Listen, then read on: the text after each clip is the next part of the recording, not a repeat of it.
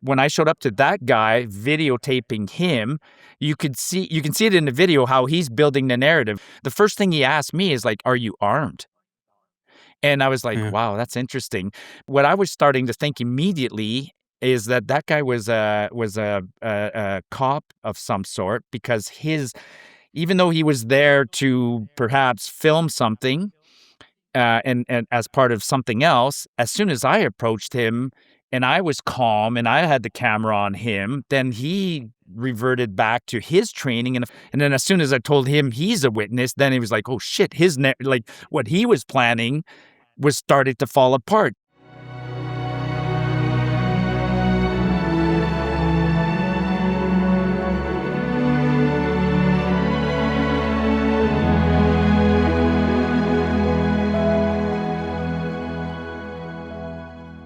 Hi, guys. Welcome back to the Critical Compass. My name is Mike, and we're here with James, as always. Apologies in advance for my nasally voice a little bit. I'm just getting over a cold, so you'll have to bear with me. But we are very pleased to be joined again by a friend of the channel, Mr. Martin Bélanger. He's been in the trenches for weeks and weeks now, collecting signatures for the Stay Free Alberta petition. And boy, oh boy, do you have some stories to tell, sir. So we'd love to pick your brain and see what your experiences have been like. And hey, use this as a venting session, man. Give her. Yeah, well, I almost want to take off the hat and show you guys, like, I got a farmer's tan, right? Look at my face. I'm burnt, right? I'm literally burnt from just being outside. I looked at the stats real quick. Well, let's step back a little bit, right? So we've been canvassing. People have been canvassing since January 2nd, officially, I guess. But we had a bit of a slow start to canvassing because Mitch, the proponent of the petition, he launched it just before Christmas. Elections Alberta approved it on January 2nd, and they were still on holidays, so things were slow to get going. But there's been some frustrating moments, but the last month, like the last 30 days, have been phenomenal. I can sense it in our own little groups here and across the province. People are finally getting really well organized. Me personally, I set myself a goal originally of collecting 500 signatures. I was doing some math in my head, like we need 177,000, and I thought it would be nice to get 500,000, and I thought 500 was a nice round number. I hit the 500, so I put a stretch target. I want to get to 1,000. But make no mistake, man, it's hard work collecting signatures. Like it's not like they just come to you, right? I'll give you some stats. Like, I've been out there. So my approach, there's lots of ways of collecting signatures. Some people go and bring a sheet to work and collect them from fellow employees. Some people do it at home, families, some door knocking going on. I chose what we're calling the pop-up, right? I pulled up my pickup truck, grabbed an Alberta flag, a table, and a bunch of signs, homemade signs, nothing fancy. And then I went and parked myself along a service road close to where I live. I live in the country, more or less, and there's a highway nearby, so I went and parked on the highway and started collecting signatures. And I've been there 28 days now. The petition period has been longer, but I've actually, if you factor in the stormy days, I've actually been on the side of the road for 28 days. And about 4 hours a day. Like, what is that? Like 130 hours. I joke that if I was living in Nova Scotia or Newfoundland or whatever, I'd qualify for EI. Like for, not quite, but you know what I'm saying. No, it's going good, but lots of stories, man. It's been an eye-opener. Everybody should canvass. Yeah, when you put yourself out there, you get a temperature check of where people are at, both for proponents and people who want to stay in Canada. And also, no matter what the number is, I feel like this is a good testament to how dedicated Alberta independent supporters are, because with the court case that essentially shifted the petition now to start in January, Yep. We're starting with a slower start with the number of approved canvassers. We're starting in the coldest time of the year. There's 100%. There's no like outdoor events. It's a much different landscape than doing a petition in the summer, where you can just piggyback off all these events, or you could go to like some of the legislator places, or this or that, or Yeah. Like some of the places we've been going, like one day we went to, I live in close to Cochrane. So we went to Cochrane last weekend and we set up shop on the nicest day we had, a nice Saturday. We set up our table just across from McKay's Ice Cream, right? McKay's Ice Cream's famous. I mean, people drive from wherever, but it's March 6th or whatever, and there was a few people, and we got a lot of signatures. Don't get me wrong, we got 30 or 40, but I can't help but thinking, like, if we were set up across from McKay's in June or July, man, like people are just rolling in. So yeah, and I get why Mitch the petition launched a petition when he did. I mean, there's a window, right? We got 4 months to collect signatures. Then the government has to study the petition and then potentially launch a referendum, which I think they will now. I mean, Danielle pretty much said so, but then the referendum is also a campaign period. So when Mitch was looking at all the math, he wanted a referendum in 2026. So we had no choice. He had to launch a petition when he did. If we waited a few more months for the nice weather, then we'd be into 2027 before a vote. So yeah.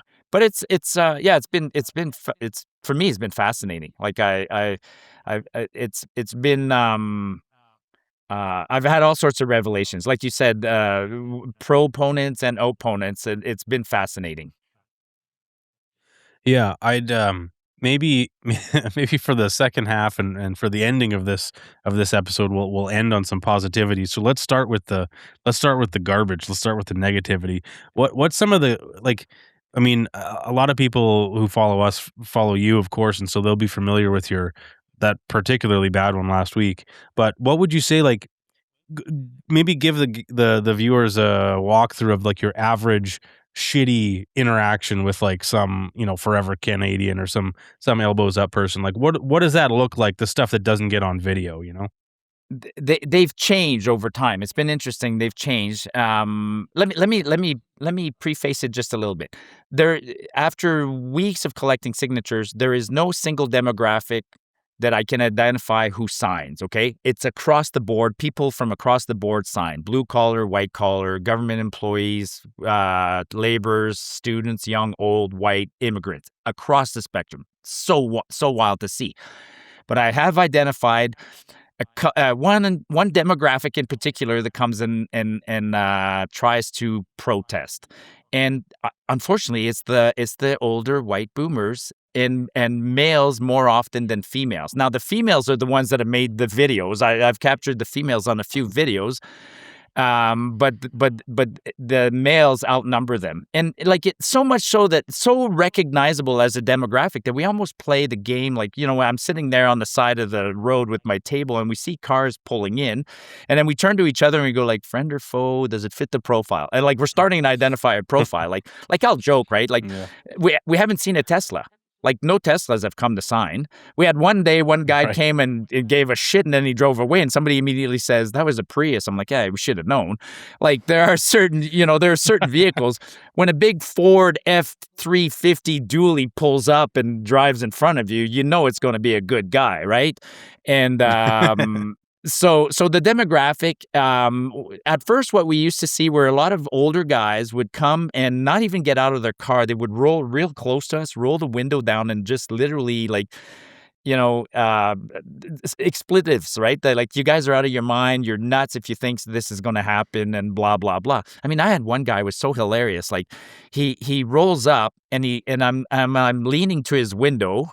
And he's got 4 windows, right? And he hits the button, he unrolls his window. Then he hits the other one and he unrolls the back one on the passenger side. Finally, he gets mine. And I'm sitting there and he starts insulting me, right?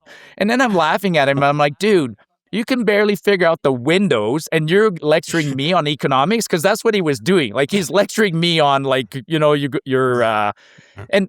then the other pattern early on was that they would come and some would come and try and engage a little bit, but their engagement was so weak. Like they would throw out like the real talking points of like, you guys are clowns. We're landlocked. Donald Trump's going to invade us. We're the rest of Canada helps us in hard times. And when you start challenging those folks, that immediately, what's the word, cower and turn away. And then you could see, like, early on, it would be funny how quickly they would get to some really stupid talking points, like, you do the back and forth, and before long you're right into Trump's a pedophile, like that crazy, right? That crazy. Right. And so at first, some of the people that were coming, I knew that they were coming there just to sort of intimidate us, and it felt, and back to, they were recognizable. They were older guys driving beat up cars. Like, like, I'm literally, like, if you pulled up in a 1997 Dodge Caravan with rust all over the place, we'd immediately go like, that's not friendly. The hardworking Albertans actually drive nice trucks, and the taxpayers are the ones who are going to come and sign. And by the way, that was the other thing. That was why we set up on the side of the road, because the people who are going to sign are busy working. And that's something we heard all the time. I hear it all the time. Like, I'm so glad you guys are set up here. I don't have time to go sign, which is crazy. Like, welcome to Alberta, where people work. So I thought some of those people. Now, some of the people come. Of course, I advertised where we're at, right? So I was kind of I'm pretty sure I was a target, a very specific target. I mean, you can't tell me that people are just randomly driving down the road and see us and decide they're going to turn in. Because we had guys who would turn in and bring like a manifesto, papers and stuff like that. So that's on purpose. And but then it evolved. Then it evolved into people stopping and loitering a little bit longer and really trying to get under our skin. Because those early guys, they would leave. But then after a while, they didn't leave. They would start to really try and stick around and stay under our skin. And that's when we started filming them. Because in the early days, we didn't even have time to film them. They'd come, throw a few insults, and bugger off. But then they started loitering. And that's where we started taking out the cameras. As soon as you take out a camera, people tend to get nervous and disappear. And then the camera wasn't working. Then they were loitering a little bit longer. And you saw in that incident, the one that the popular one, the one that with the 5-minute video, that lady, when she was done and she finished and she drove away after the first part of the incident, she joined another person. Like, and I found that fascinating. She pulled up to another car, and I could tell that the other car was like the handler. And then when I showed up to that guy videotaping him, you can see it in the video how he's building the narrative. Because I asked him, I'm like, what are you doing? Well, let's talk about that one. That was super weird, right? Did you see that video, by the way? The guy in the green puffy jacket, we call him. Like, the first thing he asked me is like, are you armed? And I was like, wow, that's interesting. But and what I was starting to think immediately is that guy was a cop of some sort, because even though he was there to perhaps film something and as part of something else, as soon as I approached him and I was calm and I had the camera on him, then he reverted back to his training. And the first thing he said to me is like, are you armed? I'm like, that's a stupid question. No, I'm not armed. Then I turned it on him. I'm like, what are you doing? He's like, well, I'm videotaping you, whatever, assaulting an old lady. I'm like, I'm not assaulting an old lady. She just drove across, tried to hit me with a car, and you're a witness. And then as soon as I told him he's a witness, then he was like, oh shit, like what he was planning was started to fall apart. So then he's like, and then I heard what absolutely sounded like a radio in his car. There was another person in his car, and I could hear what do you call it? A dispatch kind of a sound, right? Yeah. And I'm like, what's going on there? And now like his whole narrative changed. So, and I was positive that he was that after that incident with the lady, which I'm not the most proud of, but I mean, we can talk about that. I was certain that, holy shit, I'm going to be on the news now because he's filming some sort of narrative, and they mission accomplished. They got me yelling at an old lady, and he's filming it from a distance, which is why I felt it was necessary for me, even though I wasn't that proud of that video, to put out that video. I put out the video myself. I'm like, if you're going to, like, I'm not going to let you spin it and show little clips. I'll put the whole video. So nothing else showed out after that. And it seems then like even maybe you got ahead of it that way. Yes. I think so. Yeah. But then even when I get ahead of it, then you see all the people did all sorts of mental gymnastics to make me out as the bad guy in the video that I posted. Like they ignored everything about it. Like they ignored the car driving, swerving, all of it. They went right to. So it's all designed to make us scared.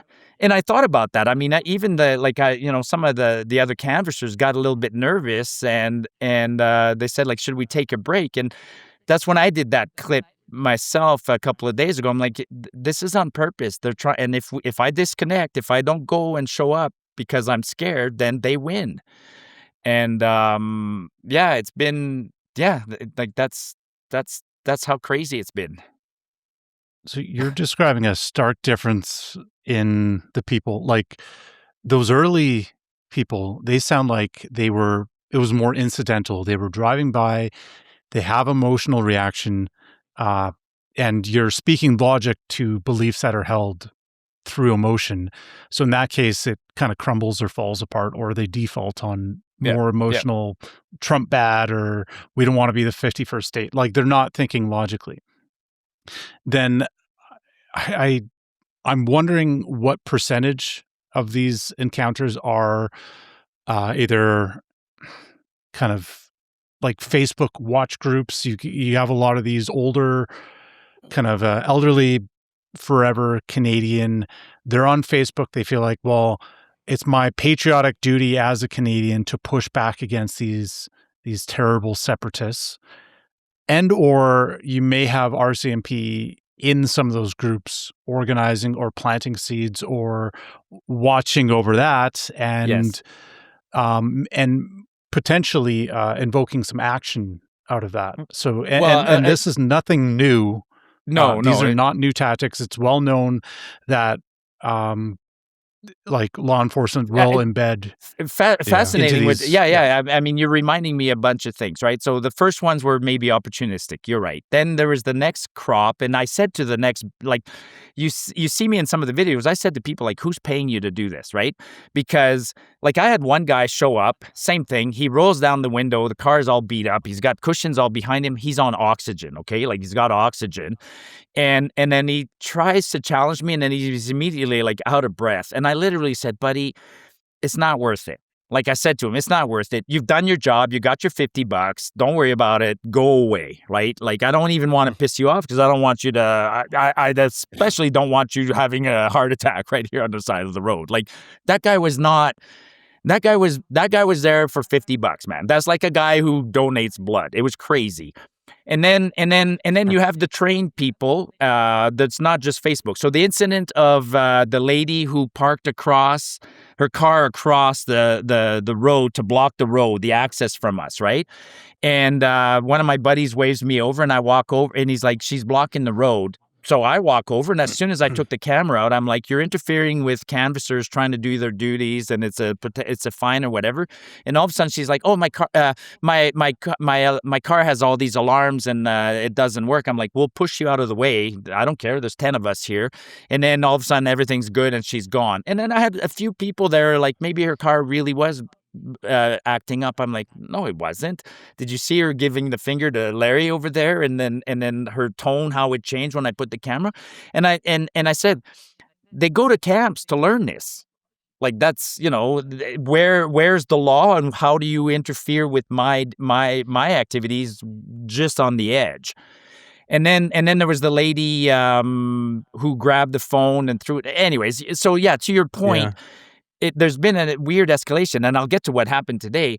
The guy with the camera, when I posted that one, I had a whole bunch of people online say, "Man, this happened at Coots." Like, he's building the narrative, right? Like, listen to him. He's filming you. He's saying things that how he wants it to go, and you busted his storyline. You messed up his storyboard when I came up and stayed calm. Today we had a really essentially his video his video evidence of recording you in real time. You said things in real time that he could not show that entire video.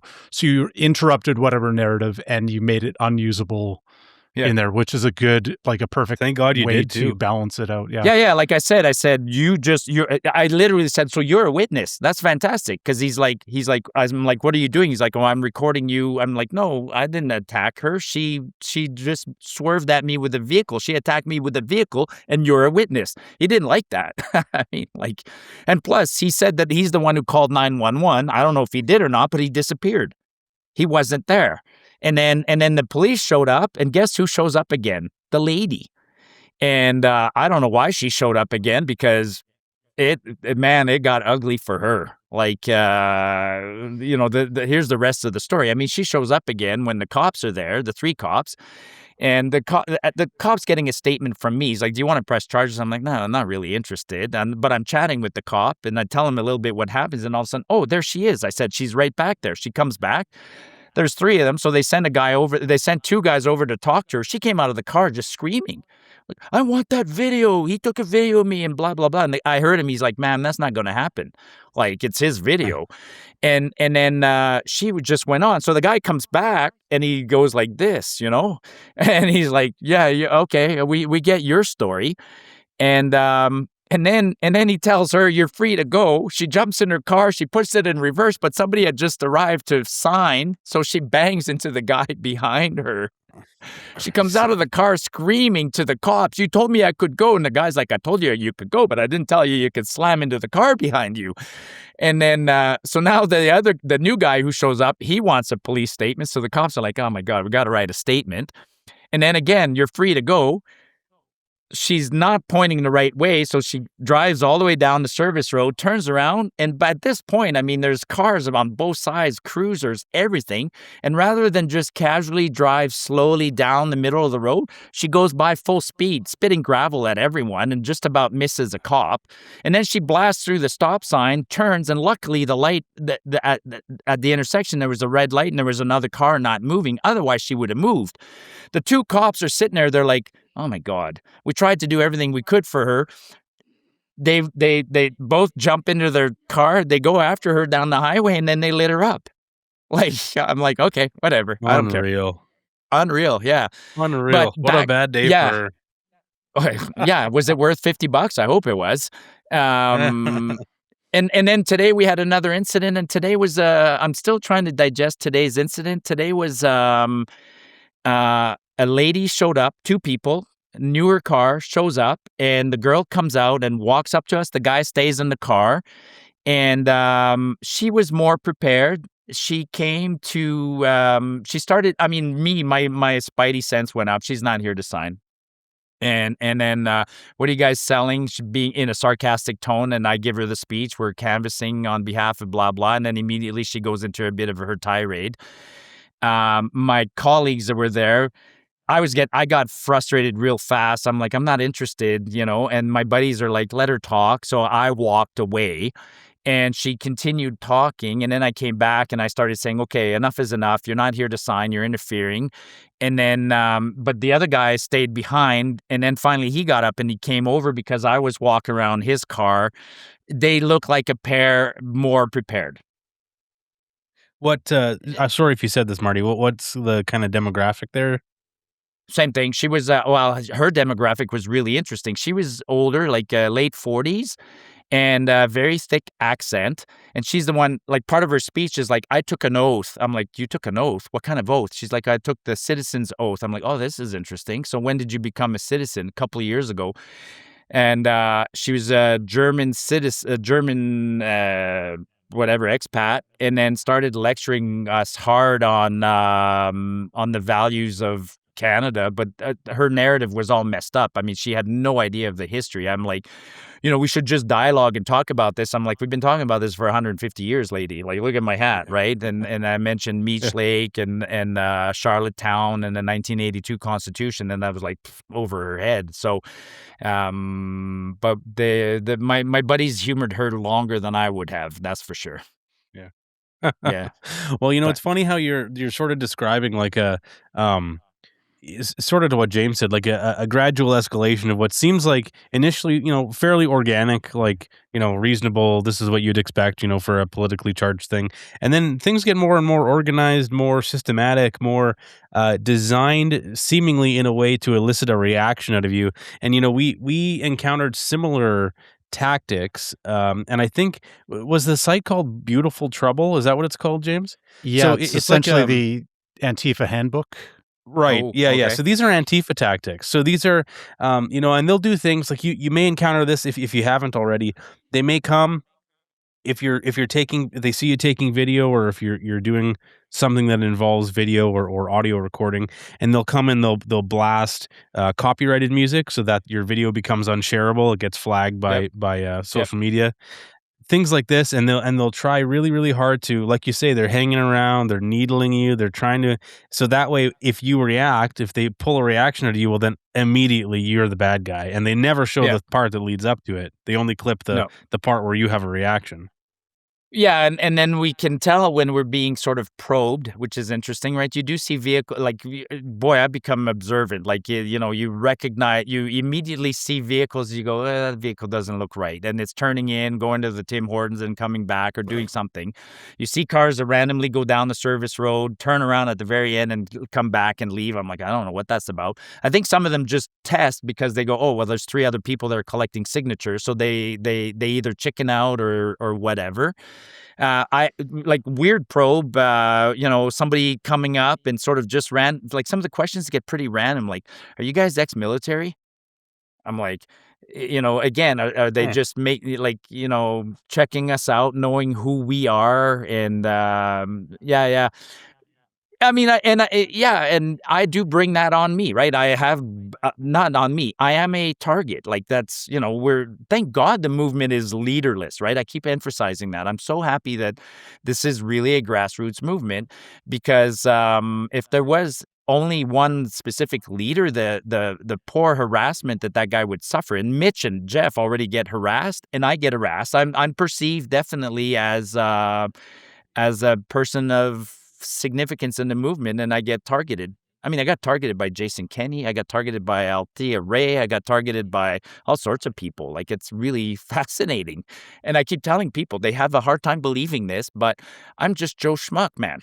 Like, I don't have access to the levers of power. I drive an old pickup truck and I wear Mark's Work Warehouse jeans. Like, but anyways, it's fun. Ish. Well, and in a sense, what this is also showing is that if these moments happened during any of the recall petitions, if they happened during the Forever Canadian petition, that footage would be all over the place. It would be amplified beyond all means that they can. So we're not seeing either both, like, from the media is not amplifying these things. They're not taking any of these moments seriously, or Elections Alberta is not taking this seriously as well. They specifically treat these petitions with a very high bar of seriousness when it comes to actual signatures. But when it comes to the treatment of the canvassers, they suddenly do not have the same level of seriousness when it comes to the harassment that's taking place, because they treat that under different legislation than the legislation that protects, like, an official election poll worker, etc. Elections Alberta even felt the need to come out and do a press release last week. And I think it's as a result of my incident and others. They even went as far as asking me to change some of my evidence because I submitted a report and they wanted some of my video to be edited. And I'm like, I ain't editing no freaking video, man. This is the evidence. It's yours. Deal with it, right? And they didn't like the fact that in the video, in the spur of the moment, I said, something along the lines of I represent Elections Alberta. What I should have said is I'm working under Elections Alberta guidelines. And I corrected that afterwards. And I did sort of a video correction, but I'm like, I'm working under Elections Alberta guidelines. And then I show the badge. And you're right. Elections, somebody did a bit of research and I followed it up with research. I'm more likely to be charged with some sort of infraction from Elections Alberta than the person who comes to harass me. And I think they know that, because when I agreed to become a canvasser, I signed on a form that I agreed to follow canvasser guidelines. And I was mistaken. I thought that interfering with a canvasser is an offense. It's not. There's no offense. So when they come and harass me, I tell them, you're interfering with the activities of a canvasser.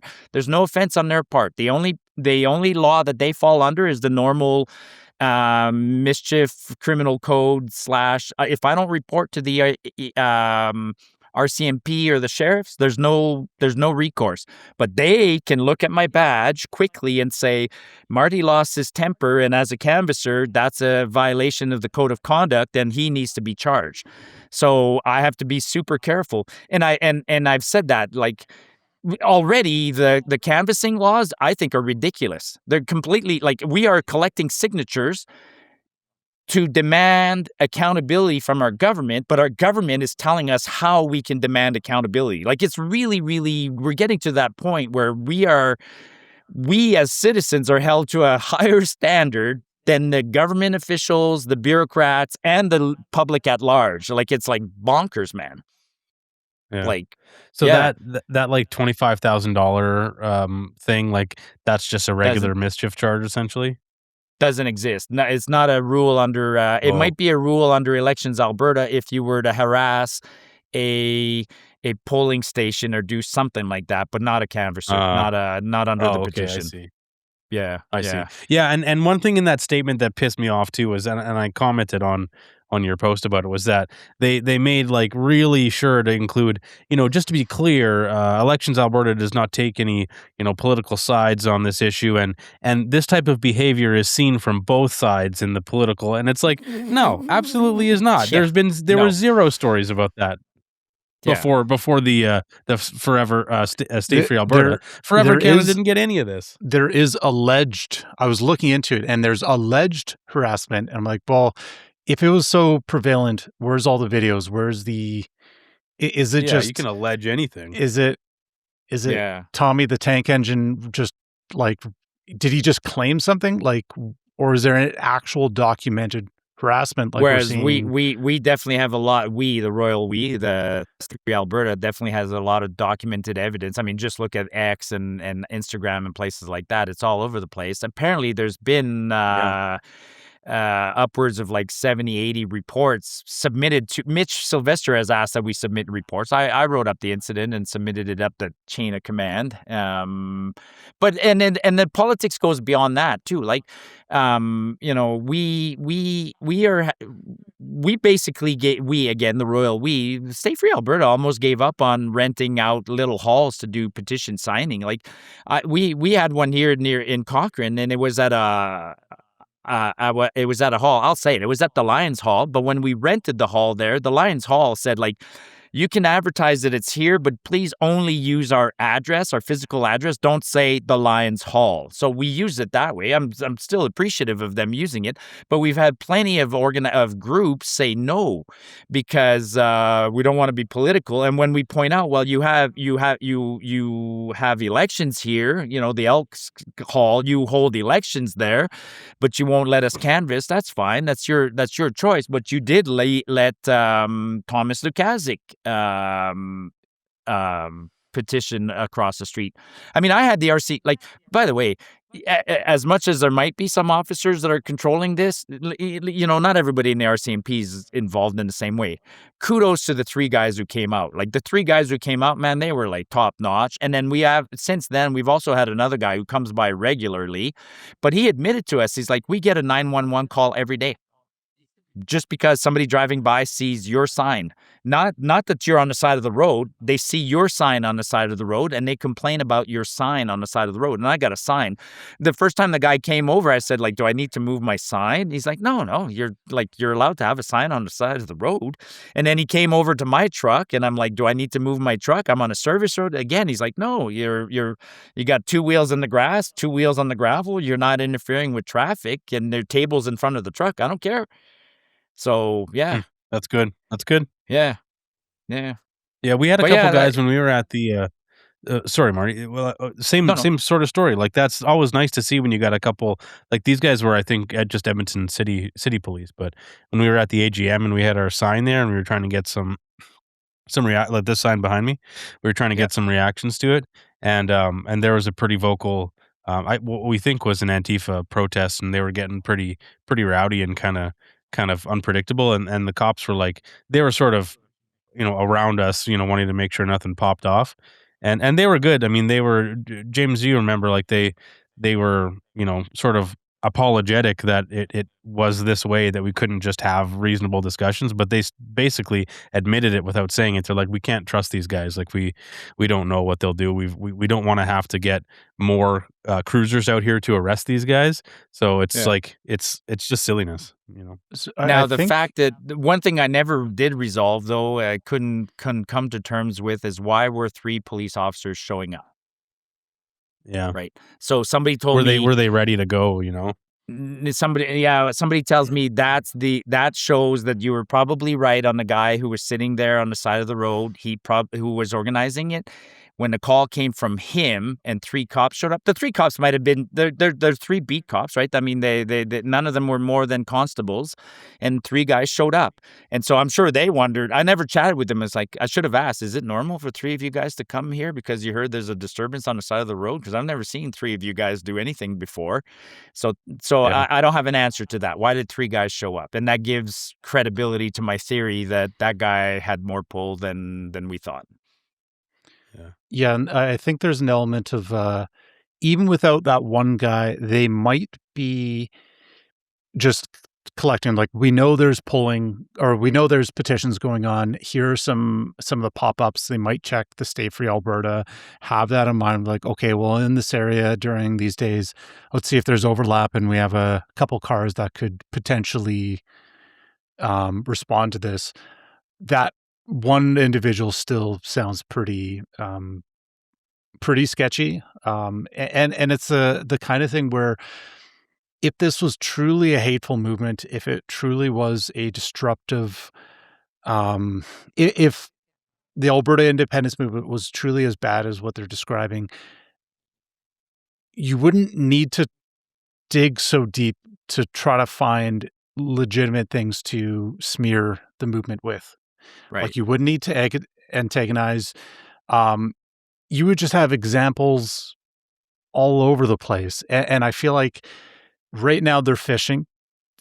Even if there's RCMP embedded in any part of the movement, they're going to be bored out of their mind because nothing's interesting is happening. Like, they're trying to like analyze a leaderless movement that really is grassroots. You have a whole bunch of people who are dedicated, working hard, all these volunteers, and it's still up to us to, I guess, give zero ammo, give zero examples to not play into some of these moments, because little moments can be weaponized.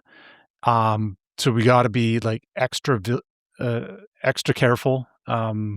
Like I said, but that is more easily said than done, right? I mean, you can, in the moment, it's like hard, I joke, right? I mean, you guys know me. Everybody knows that Marty's a nice guy, but Marty's also online. Everybody says like, you need big shoulders, sure. But one of the, I hear you. But let's talk about a bit about let's talk about the positive, though. I mean, like, yes, please. So sure, there's a few negatives, but at the end of the day, like on the side of the road, me and 4 other people are collecting on average like 100 signatures a day, right? That's crazy. And and like the cars going by, beep, beep, beep, thumbs up like all day long. For every 20 that go by with the thumbs up, you get 1 thumbs down or something worse. And the worst is fascinating. I mean, yesterday I wasn't even, like, I drive around with my Alberta flag now on the side of the truck, and it's a big flag. And I had somebody pull up at the gas station and yell traitor. I'm like, my God, I'm flying an Alberta flag. Like, wow, what's offensive about it's your that? flag, buddy. Yeah, it's your flag, right? But the positive thing is, I can't tell you how many times I've had, like, I almost I'm sitting at the table in front of my truck and cars are pulling up in front of me. And sometimes I'm like, whoa, whoa, whoa, whoa, slow down, because people are pulling in so fast and they're almost unbuckling and opening their door before their cars come to a stop. And then they're walking up to us and going, where do I sign? Right? They're excited. Where do I sign? And people bring us coffees and donuts, and I've had a charcuterie board, pizzas, all sorts of stuff. Which, by the way, some people have tried to say that's illegal. You're accepting bribes. I'm like, no, the bribe goes the other way. Like, if somebody's thanking me for collecting, it'd be different if I was enticing you to come sign by offering you a gift. But and then there's some weird. So people are happy. I've had, like I said, a cross section of society all the way up to like 90. I think the oldest lady was 92, 93. Guy brought his mom. Had 3 ladies in that age range like come by, bring us chocolate chip cookies, sing songs for us, and they said like we should have done this 40 years ago. Oh, by the way, that's an interesting thing I like to do, right? I'm collecting less signatures than the other people, and there's a joke, right? Like they're out signing you. I'm like, no, that's because I'm spending a lot of time talking. And one of the things I like to do is I take my job seriously. So while you're signing, I just, can I have your name, phone number? Please check off here. You're an Alberta Canadian citizen over 18. And then once they're done signing, I'll often get up and say, okay, now that you're done signing, I'm no longer, now I'm free to talk. You've already signed. And I'll say to people like, do you mind me asking, like, why'd you sign? Especially older people. I love asking older people, like, why'd you sign? And it's fascinating. Again, people are just overwhelmingly, the ones who sign are fed up with Ottawa. We should have done it a long time ago. Nobody listens to us. We're not being heard. Doing it for our kids. Like, it's all fascinating. And then I'll go this far. I'll tell you this other interesting thing. While I'm sitting out there, I don't have time to be on my phone, so I'm disconnected. It's weird, but I don't know what's going on. Like, I sort of weirdly don't know what's going on in the world, right? And then all of a sudden, you'll get a wave of people that come that want to sign, and I joke, I'm like, all right, what did Carney do? Or what happened? And everybody's like, oh, didn't you hear? There's a floor crossing yesterday. I'm like, oh. Okay, so the floor crossing, there you go. Boom, boom, boom, boom, boom, right?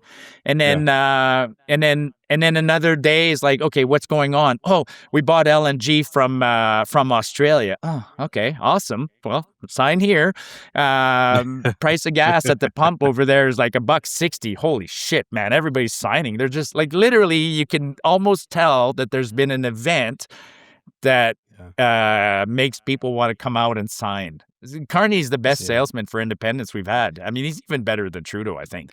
So essentially, you could open up CBC and then get the top 10 news stories, and that's the top 10 new reasons why Alberta should be independent. Yeah, actually, Danielle's little stunt of holding her own referendum, that backfired, man. We got a surge of people after that one. The stunt of the First Nations on the steps of the ledge there last week with Naheed Nenshi, that backfired. I mean, people are. I'm honestly doing my own math. I think I'm going to be surprised by the outcome. I think there's going to be a big number. We're gonna smash the threshold. I hope we get the 400,000 or 500,000. I think we might. Yeah. I was curious, Marty, and I can't remember if I was asking you this on X or somebody else, but I was trying to give the benefit of the doubt to Smith about those 5 referendum questions. I think it was 5 or 7 referendum questions she announced, and if I was to give my like most pie in the sky positive interpretation of that, this is my theory, and I want to know what you think about this. Say that the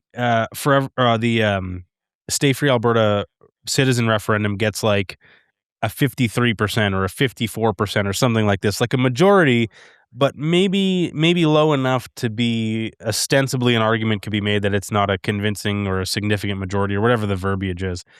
What if those other referendum questions that the province is putting forward, if many of those get a majority or even higher than the Stay Free Alberta, could that potentially be used as an example to like push it over the top of convincing a federal inquiry that this is a significant majority, a clear majority, quote unquote? I'm going to say no. So okay, so yeah, so she proposed something like 9 questions, right? Let's Yeah, say out right. of the 9, 4 are non-constitutional, right? Should we take better control of our immigration? Should we deny benefits to, refugee claimants, things like that? And I think those are different. Then there's the ones that are constitutional, right? Should we work with Ottawa and the other provinces to reopen the Constitution and discuss about the distribution of Senate seats? That's one. That's a very specific one, right? And my fear is what if that question let's say she has a question, do we want to open the Constitution? What if it's yes? And then we have another question that says, our question, the independence question, basically says, forget about trying to open the Constitution. We've done that forever. We're done. We just want to separate. What if they both get a majority? What if they both get 50%? We're screwed, because the courts will say, well, you got conflicting questions. You can't, I think her questions are truly conflicting with the independence question. And then I want to expand on that a little bit, right? Like I've been trying to give Danielle the benefit of the doubt forever and ever, and I'm running out of options. Like I'm running out of ability to give her the benefit of the doubt. Like she'll use language like, I need a mandate. Okay, you need a mandate. Well, if you need a mandate, then you're only a year and a half away from your next election. So get your mandate then, because she'll often refer to the fact that she has a mandate and she can't do something outside of her mandate, which, by the way, I think is wrong. I don't think your mandate comes only at election time. You don't just campaign on policies that become your mandate. You have 4 years and things can change. So on immigration, for instance, I don't think she needs that as a mandate. But if she thought she needs it as a mandate, then I would say hold off on this and get it as a mandate in the election, because she seems to equate election and mandates. And then she seems to, on the surface, she made a distinction between the Citizens Act is the opportunity for citizens outside of the normal mandate to petition the government and ask for something different. So I would say to her, if you don't feel like you need, because remember what she said last week when somebody said you should consider a sales tax, she's like, well, let the citizens decide that. So she threw it back. So when it's convenient, she'll say it's a mandate that I get at election time. Otherwise, I'll get it from the citizens. But in this case, she's not following her own rules. The way she describes it, a petition and a referendum should be reserved to citizens who want the government to do something outside of its mandate. So right. I don't buy this. I'm like, and by the way, she also has, what's the first bill she passed? What's the first act Danielle Smith passed when she got elected in 2023? Bill 1. The sovereignty, the Alberta Sovereignty Act, right? Which is supposedly the act that allows her to what's the word? Demand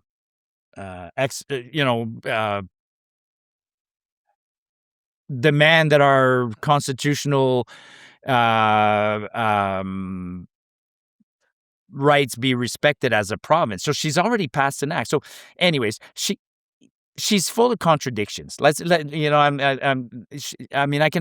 can articulate. I'm not doing a very good job right now, but I can articulate how she's contradicting herself on 2-3 instances.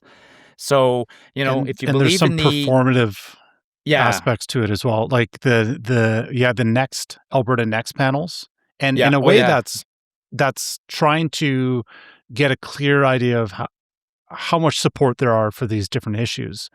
Yeah. But that kicks the can down the road. And like a year after the Alberta Next panels, now there's a referendum. But she also could just take the temperature and get the ideas during each AGM, which people vote on a lot of these things anyways. Yep. And if that's a sample of the constituents, and if that represents the greater majority that she has in government, then isn't that a mandate on its own?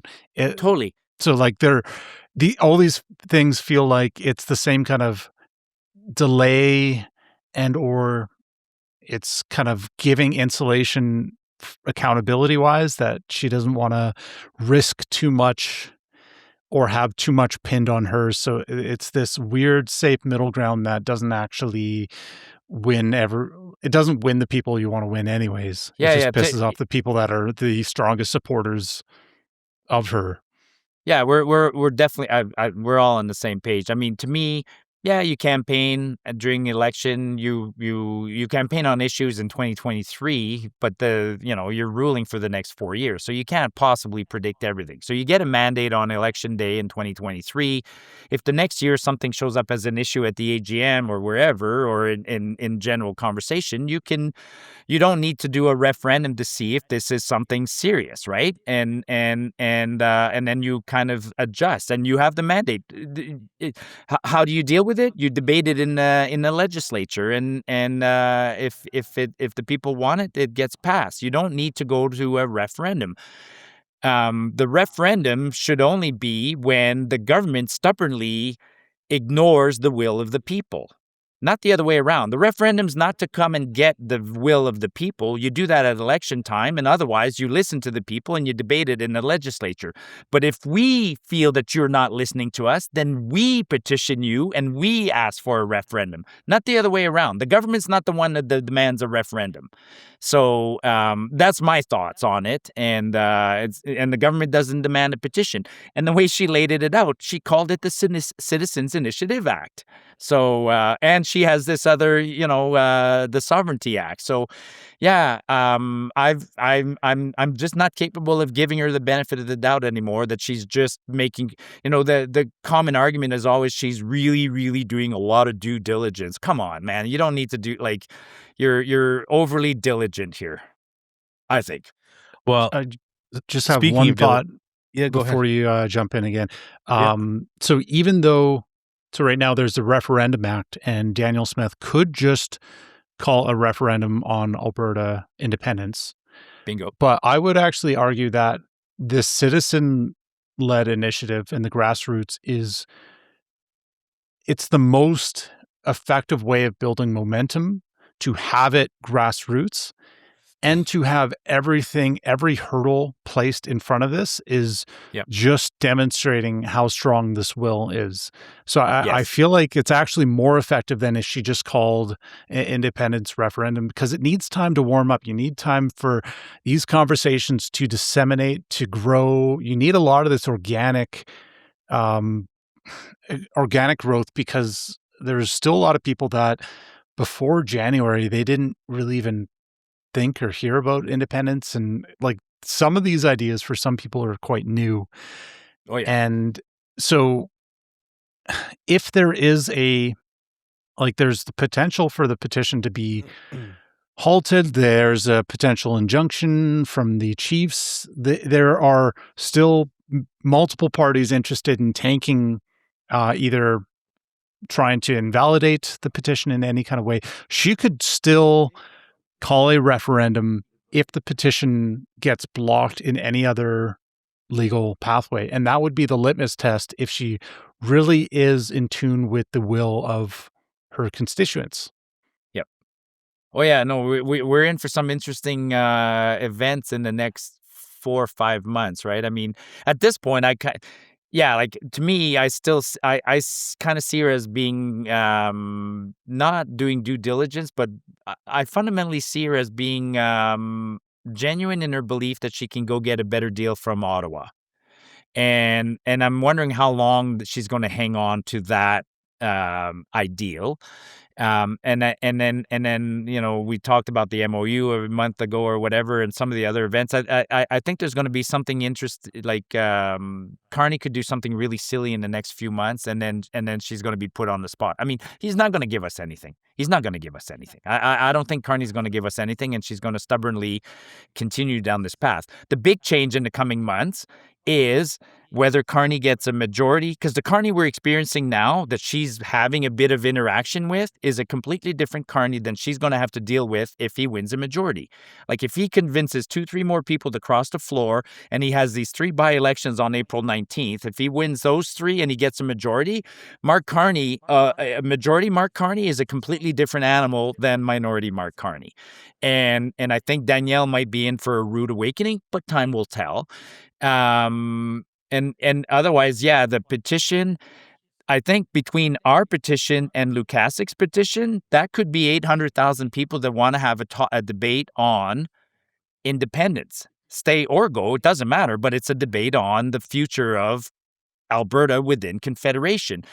And that's going to be hard to ignore for her. And so, I mean, what question does she put on? So anyways, to me, I keep coming back to this. I always remind Carney's the trump card right now, no pun intended, but the future is in his hands.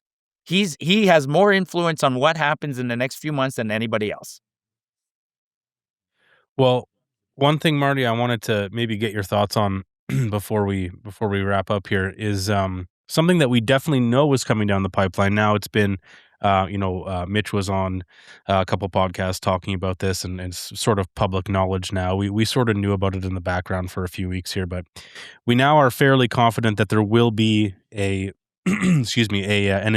court injunction placed on the movement, potentially as early as April 6th or 7th, I believe, which may pause our ability to keep collecting signatures. So if this is the case, let's just, what is your, if you had advice to canvassers out there or people who are listening who maybe have yet to sign the petition, do you have any sort of advice on how we should approach the next 2-3 weeks here?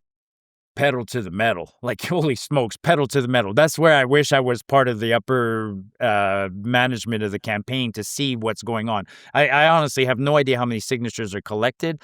I hope we have more than the threshold, and maybe Mitch and them will decide that, hey, we'll take a chance and we won't even let the courts rule. We won't even let we'll count the signatures and submit it to the chief electoral officer before May 2nd. I think that could be a way to what's the word? Not contravene, but bypass, bypass the injunction. But a part of me also says, I hope they're studying the wording of the injunction, because part of me says, this injunction's got to be. I can't see a judge accepting this injunction. To me, it's the equivalent of trying to stop me from voting. They don't want to stop.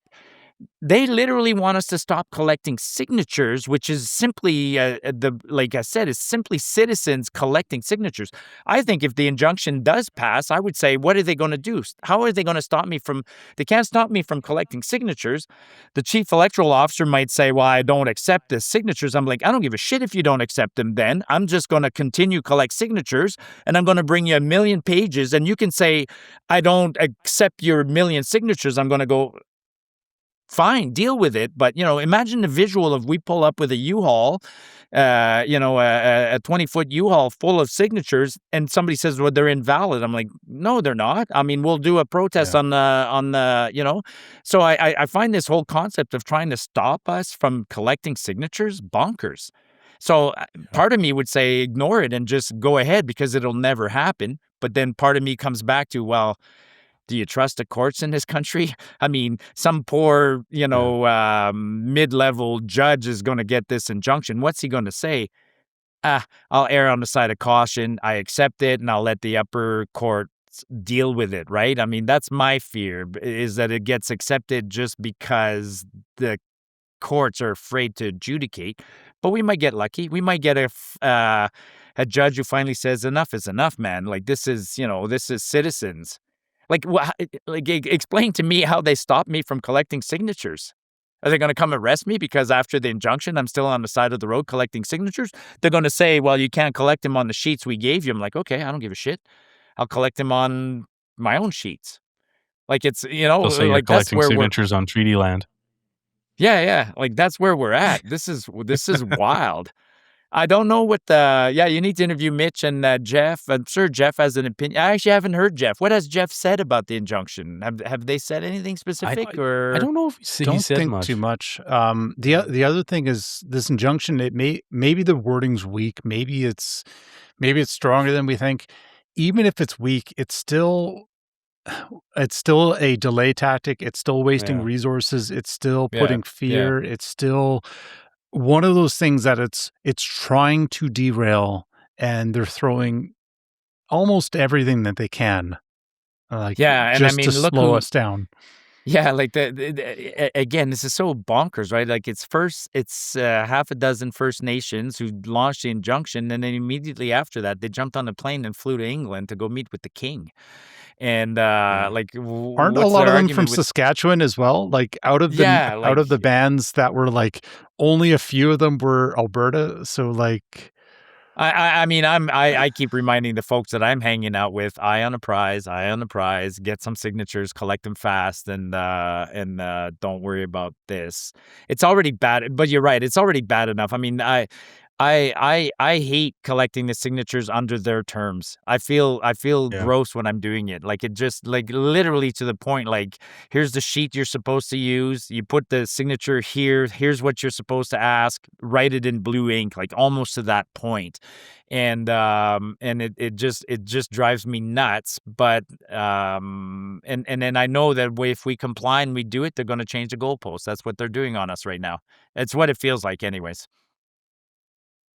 Yeah, more of the same, man. Well, hey, like, God bless you, Marty. I mean, I wish we had 50 of you on every side of the road, because then this campaign would be over in a week.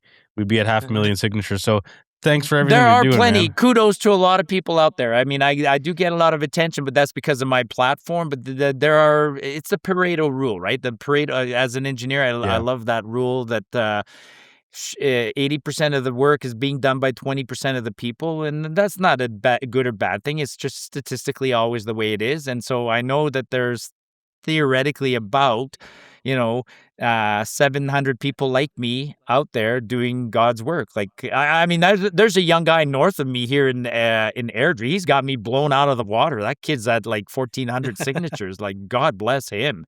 And yeah. Everybody Awesome, needs man. to Well, do hey, this. It's awesome. Yeah. Thanks for having me, man. Like, hopefully I didn't give anybody, because you get clipped. Everybody gets clipped. Hopefully, hopefully I didn't say anything that'll be too damaging. Hey, nothing that we haven't said ourselves before, and less eloquently. So no, this is great, man. Hey, what are you doing much as far as any like speaking engagements or anything like with Stay Free Alberta? Anything you want to let people know about, or just on the side of the road collecting your signatures? No, I'm starting a speaking engagement with, it's going to be, so Jason Levine's organizing this. We have a week's worth of dates. So Jason's done these, he did one up north. Jason's busy promoting The Shot, right? Or no, is it called The Shot? Yeah, it's The Shot, right? Yeah. But Jason's Hartman's story. Yeah, Jason's organized a speaking tour with me and Tanya Clemens, and I love Tanya. Like, she's a great voice for. Do you guys know Tanya, or have you met Tanya? Or I have not met her yet. She's a farmer from down in Okotoks. She used to be in Strathmore, but very, very, very, very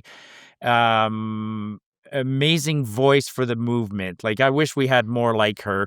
And Jason has a winning formula. He knows that he's going to put us both on stage, a man and a woman, and then we talk to each other and then take questions from the crowd, because we know, I'm not everybody's cup of tea, right? Like, women don't particularly, like, my audience is not women. And but anyway, so Jason's got us visiting Banff and Canmore. We're going to hit sort of the tougher towns, and I'm going to go on a speaking tour in those tougher towns near the end of the month. I think it's March 30, 31, and then April 1, 2, 3 kind of thing in southern Alberta. Details to come out under Jason, but me and Tanya basically on stage chatting, and she's like interviewer someday. She's a fantastic voice for the movement. Really good. Yeah. Awesome. That's amazing. Well, we'll make sure to shout that out when that happens. Hey, thank you again as always, man. We always appreciate you coming on the show and chatting with us and giving us your time. It's always a treat, and we look forward to the next one. Awesome. Cheers, everyone.